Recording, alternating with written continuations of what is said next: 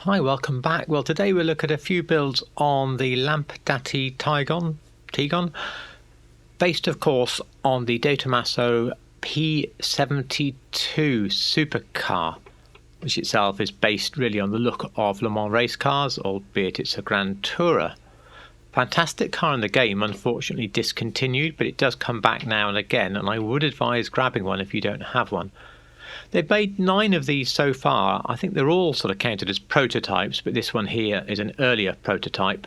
They're going to make in total 72 of these cars. So let's see how I built this one, but really we're going to look at a guide on how to build this car generally, because I had a query asking about it, and it's all very simple. Nearly everything on the car in-game is stock to represent the real P72, and it's a good looking car. It looks really close to the real one. Leaving all the armour, bulletproof tyres, etc. up to you. We'll start by moving firstly down onto the bumpers. Now the front bumper you want to just leave it as stock. It's very close, it's missing those 2 little bits that curl up, but the rest are all wrong.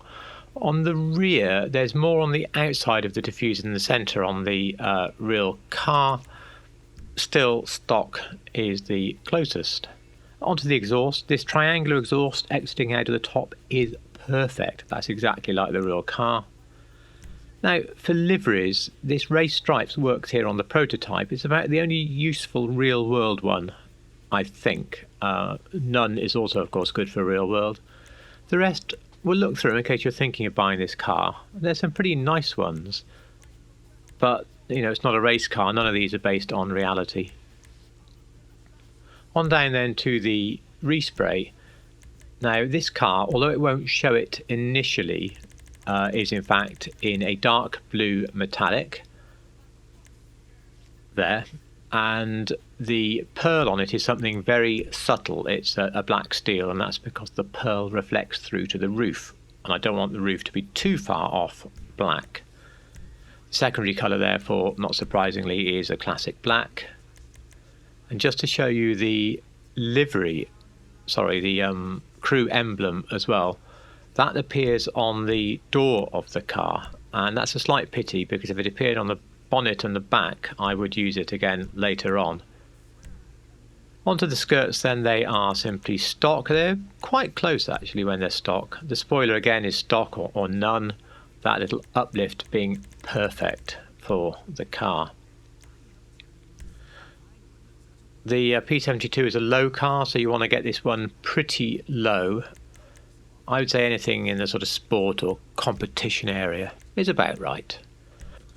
When it comes to the wheels, well, the stock wheels are perfect on this car, and they come in a sort of chrome setting, so any of the real ones that you can find pictures of that use silver wheels, you're golden.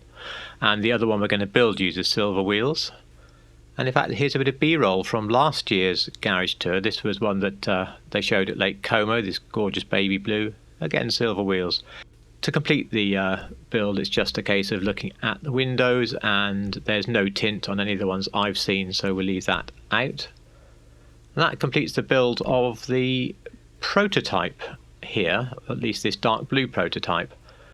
Well, the original request, and Dr. Aritra, I have to apologise for how many months ago that was, but it was for the green car with this sort of bronze coloured wheels, which you can see here. And so we need to go and see quickly how to change to this one. Well, I said to you only one livery was any good, but really we can use this one as well, the yellow double stripes. They're not golden, but they work pretty well on here. Moving on to the respray, very pleased to say we can do this just with in-game colours, so into the metallics and down into the greens. And we find here dark green. It doesn't show now, it's one of these stupid game bugs, but dark green metallic is what's on here. Then into the pearls. There's a number that work. It's just a case of looking at the car highlights and seeing what you think, plus any changes to the overall colour. I've got sea green on here, and I know it seems an unusual choice, but it does seem to work rather well. Secondary colour is actually a matte black rather than classic, and that's just to pick up the pearl less. Another option would be to go classic black, but just not have such an interesting pearl, just have something like a dark steel pearl. You just don't want the pearl in the roof, that's all. When it comes to wheels, I want to try to match the original wheel, which is impossible.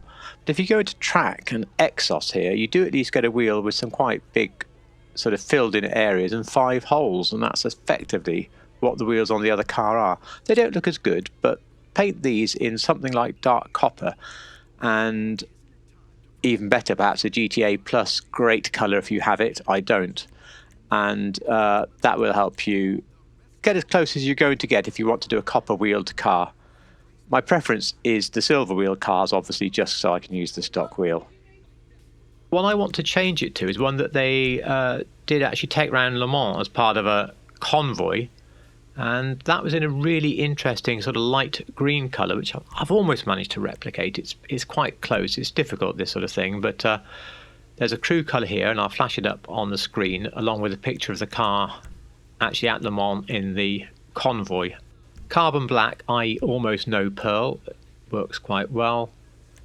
As I say, I can't use the crew emblem because I want it on the bonnet. I don't want it on the doors, but you know, you could consider putting it on the doors as a nod, I think, to that one. Otherwise, I just need to remove the livery, of course, on this car, and we've got another really beautiful P72 for our garage.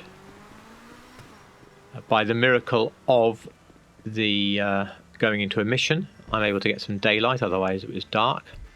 Just a quick chance to drive the car around.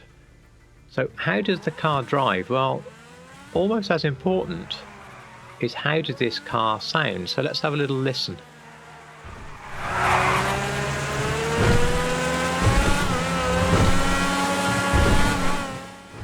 I love it, love it. It sounds really good, really high revving, really racy.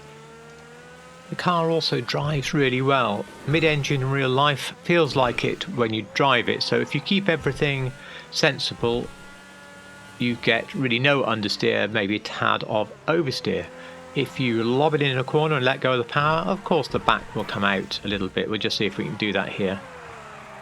There we are. If you're more vicious, it will spin on you, and it's one of my favourite cars to drive around in the game because it's fast, sounds good, but it can bite. Anyway, there we go. Hope you enjoyed the build, that it gave you a few ideas for your Tigon or the inspiration to buy one. If you liked the video, click like. If you like real cars and GTA, sub. But above all, thank you so much for watching.